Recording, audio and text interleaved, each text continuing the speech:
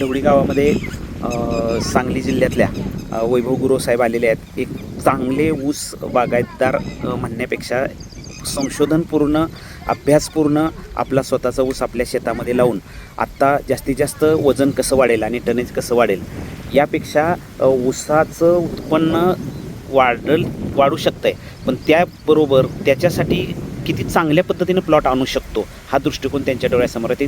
प्रत्येक दिवसाचा अभ्यास करत असतात. वैभवराव, आज या ठिकाणी ही 7 फुटाची लावण करण्यासाठी तुम्ही आलेला आहात आणि आता सांगली जिल्ह्यातल्या तासगाव तालुक्यात काय स्थिती आहे? तासगाव तालुक्यात आता पावसामुळे लागणी आता जस्ट चालू झाले आणि सर्वसाधारणपणे लोकांचा कल हा 4.5 फूट 5 फुटापर्यंत असतो, परंतु ते विजन आपण बदलून या ठिकाणी आपण बघू शकतो की 7 फुटापर्यंत आपण सरी सोडून चांगल्या पद्धतीने आपण लागण करत आहोत. हो हो. मग आता ते तुमच्याकडे साधारणपणे किती तासगाव तालुक्यात लोक गाव आहेत? सर्वसाधारणपणे आपण बऱ्यापैकी सगळ्याच गावामध्ये काम करतो. कवठेकंद आहे, कवठेकंद आहे, त्याच्यानंतर राजापूर आहे, त्याच्यानंतर वंजारवाडी आहे, गोटेवाडी आहे, त्याचबरोबर सर्वसाधारणपणे इकडं तुमचं नवळी आहे, बरेचसेच गावं आहेत, निमणी आहे. म्हणजे बऱ्याचशाच गावामध्ये आपण तालुक्यातल्या सर्वसाधारण निम्म्या गावामध्ये आपण काम करतोय, परंतु प्रत्येक वर्षी नवीन काहीतरी प्रोजेक्ट आपण राबवतोय. हे सगळे शेतकरी का स्वीकारतायत? हे स्वीकारतायत म्हणजे ज्याला बदलायचं आहे ते लोक चांगल्या पद्धतीनं स्वीकारतायत आणि चांगल्या पद्धतीनं लोकांचा बघण्याचा दृष्टिकोन हा ऊस पिकाकडे आता बदलत चालला आहे. कारण शाश्वत म्हटलं तर ते तेवढंच आहे आणि त्याच्यावरती लक्ष देऊन पूर्वीचे दिवस आता निघून गेलेत की ऊस लावायचं, पाणी पाजायचं, कसं पण आपलं 70-80 टन जायचं.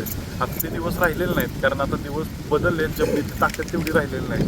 त्याला काटेकोर नियोजन लागतंय, त्याच्यानंतर पाण्याचं व्यवस्थापन, खताचं व्यवस्थापन लागतंय, लागणीची योग्य पद्धत लागत्या.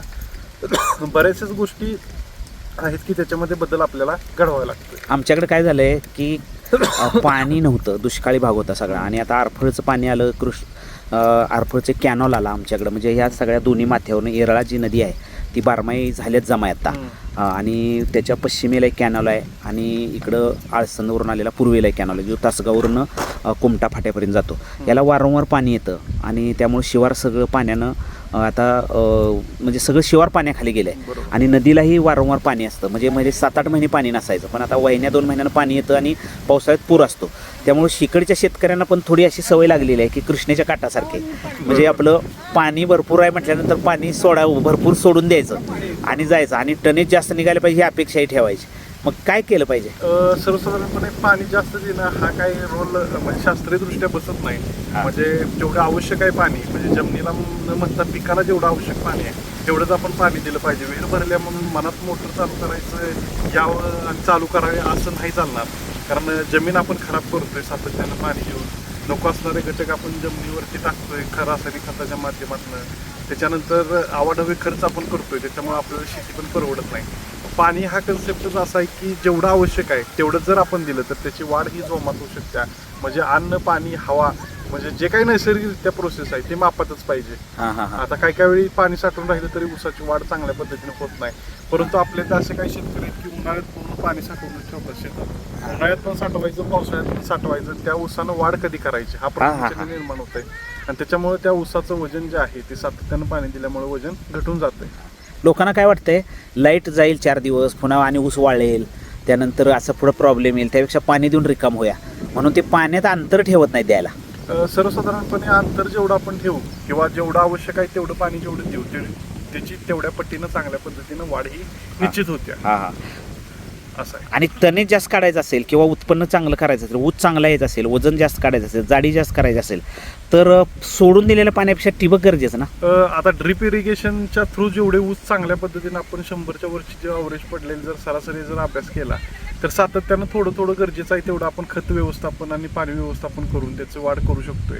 एकदा का भरणी झाली की न ऊसाकडे खताकडे बघणारे लोक आज भरपूर आहेत. 70-80% 90% लोक असे आहेत की भरणीनंतर खताचा डोसच जात नाही. सर्वसाधारण भरणी आपली 5-6 महिन्यापर्यंत होते, तिथून पुढे 1 वर्ष ऊस शेतामध्ये असतो.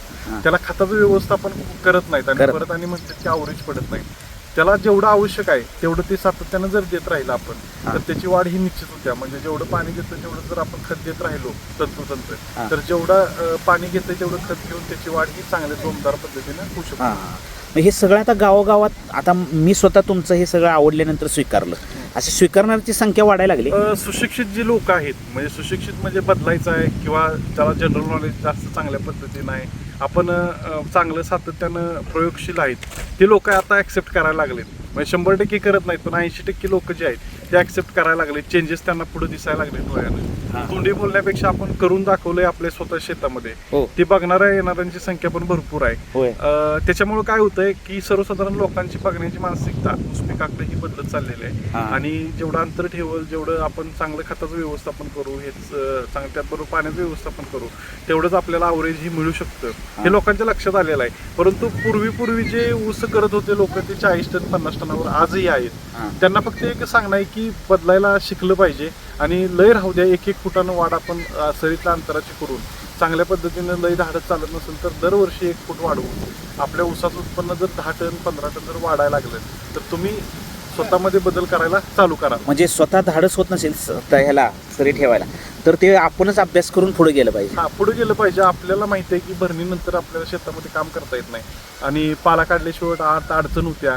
त्याचबरोबर काय चालत नाही म्हणा थोडक्यात 5-6 महिन्यानंतर. त्यावेळी सुद्धा आपल्याला काम करता यावं, ह्या हेतून प्रत्येकाने एक अर्धा 1-1 फूट जसं शक्य आहे तसं वाढवत अंतर जावं आणि स्वतः अभ्यास घ्यावा की काय बदल झाला या वर्षी स्वतः शेतामध्ये. तर त्याचं जर समजा 5 टन अवरेज जर फक्त अंतर वाढल्यानं वाढत असेल, सूर्यप्रकाशाच्या ह्याच्यामुळे प्रकाश संश्लेषण क्रिया जास्त प्रमाणात झाल्यामुळे, तर आपल्याला अडचण काय आहे, आपल्याला सूर्यप्रकाश फुकटच आहे पण त्याची आपण किंमत करत नाही थोडक्यात म्हणा.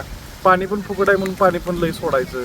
सूर्यप्रकाशाचा वापर करून जर आपली वाढ जर चांगल्या पद्धतीने होत असेल तर त्याचा आपण फायदा जास्तीत जास्त घेतला पाहिजे. जिथं 10 पोती टाकल्यानंतर जो रिझल्ट येणार आहे तिथं आपण सूर्यप्रकाश दिल्यानंतर रिझल्ट आपल्याला 3 पोती टाकून येणार आहे. म्हणजे रासायनिक खताची मात्रा आपली कमी झाली, सूर्यप्रकाश जास्त मिळाल्यामुळे त्या ऊसाला अन्न तयार करण्याची प्रक्रिया ही चांगल्या पद्धतीनं तयार झाली. आता हे आमच्या भागात जसं आता लोकांना पटायला लागलं आहे तसं जे पूर्वीचे जास्तीत जास्त पाणी म्हणजे कृष्णा काठ असेल, वारणा काठ असेल किंवा कोल्हापूर जिल्हा असेल, पंचगंगा काठ असेल किंवा आता तुम्ही म्हणताय इकडं उजनीच्या धरणावर असणारी सगळं सोलापूर जिल्हा असेल किंवा पुणे जिल्ह्याचा बारामतीपर्यंत इकडं तुम्हाला खूप मागणी आहे. भरपूर जे शेतकरी असे फोन करतायत की अजून ते 60-70च्या 60-50च्या पुढे गेलेलेच नाही. म्हणजे एवढी ऊस पिकाकडे बघण्याचा, आळशी पीक म्हणून जे बघण्याचा दृष्टिकोन लोकांचा आहे, त्याच्यामुळे अजून अवरेज वाढलेला नाही. आणि ऊस पिकामध्ये काम केल्यानंतर शाश्वत पद्धतीचा आपल्याला एक इन्कम चांगल्या पद्धतीने जनरेट होऊ शकतो.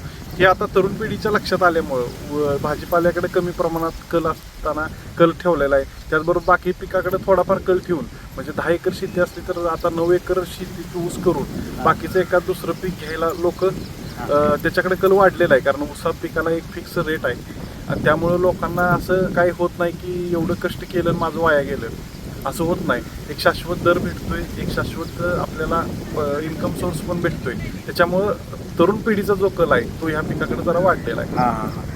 हे सगळं तुम्ही बारामतीला जास्त हे करताय, कारण बारामती सुद्धा भाग ऊसाच्या बाबतीमध्ये खूप आता आपल्या महाराष्ट्रातलं म्हणलं तर बारामती तालुका असेल, त्या आसपासचे पुण्याच्या आसपासची दौंड भागातली लोक असतील, शेतकरी असतील, ते ऍक्टिव्ह प्रमाणात जास्त आहेत. म्हणजे आपल्या पश्चिम महाराष्ट्रामध्ये जास्त प्रमाणात नवनवीन प्रयोग कशा पद्धतीने करता येतील आणि त्या प्रयोगाला कशा पद्धतीनं सक्सेस करता येईल याच्यावरती अभ्यास करणारी तिकडं म्हणजे आपल्या इथल्यापेक्षा तिथली लोक 10-5 वर्षांपुढे आहेत. भाजीपाल्याच्या बाबतीत असेल, सगळ्या बाबतीत स्वीकारतात लवकर आणि बदल घडवायला तयार आहेत. पहिली गोष्ट, कारण सुशिक्षित लोक पण भरपूर आहेत आणि शेतीमध्ये नवनवीन प्रयोग करून सक्सेस झालेली पण लोक तेवढीच आहेत. त्यामुळे नवीन आले एखादी टेक्नॉलॉजी तर ऍक्सेप्ट करायची तयारी त्यांची जास्त प्रमाणात. त्यामुळे त्या परिसरातले लोकांचं कारखाने पण चांगले आहेत आणि खूप आदर्श डोळ्यासमोर ठेवून ते करतात.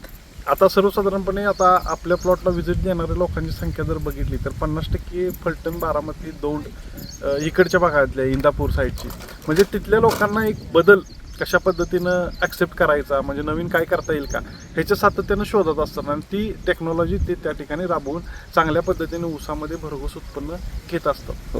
ऊसामध्येच असं नाही की भरपूर दुसऱ्या पण पिकामध्ये जे फळे आपल्या महाराष्ट्रामध्ये होत नाहीत ते सर्वसाधारण बारामती, फलटण साईडला भरपूर प्रमाणात होतात. म्हणजे वेगवेगळ्या प्रकारची वांगी असतील, आता काय आपल्या लोकांना माहित नाहीत की पिवळ्या कलरची पण वांगी असतात, वेगवेगळ्या पद्धतीची वांगी असतात जे आपल्याला माहित नाहीत, त्या व्हरायटी ते तिथून एक्सपोर्ट करतात बाहेरच्या देशामध्ये. तिकडे प्रगत आहे असं मी ऐकतो नेहमी. प्रगत आहे, चांगल्या पद्धतीने डेव्हलपमेंट झालेले आहे.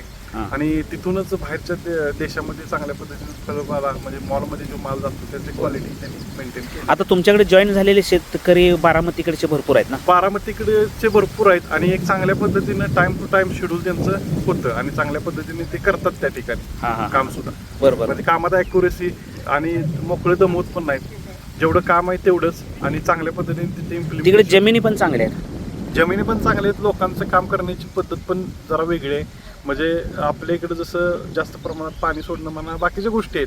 आहेत तसं ते आवाढव्य करत नाहीत. एक सुशिक्षित म्हणून ते शेतीकडे बघतात.